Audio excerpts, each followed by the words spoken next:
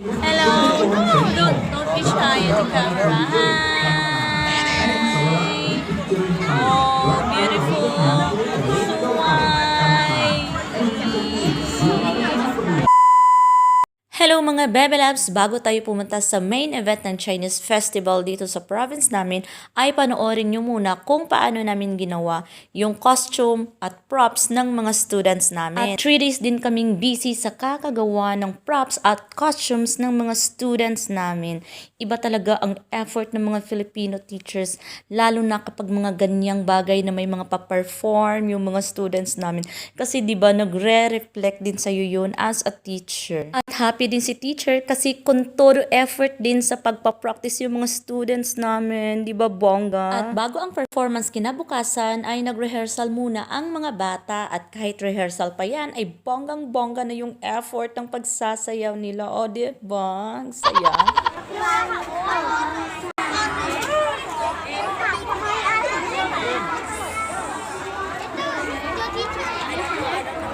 Nandito na nga kami sa area kung saan magpe-perform ang mga students namin at ang daming tao, ang daming mga nanonood kasi unang nag-perform yung Tesaban 1 and then pangalawa ang Tesaban 2. Kami na nga ang susunod dahil Tesaban 2 po ang school namin. At bago yan, dito na side, ang daming mga nagbebentang pagkain. At alam nyo naman na food is life tayo, kaya humanda kayo mamaya.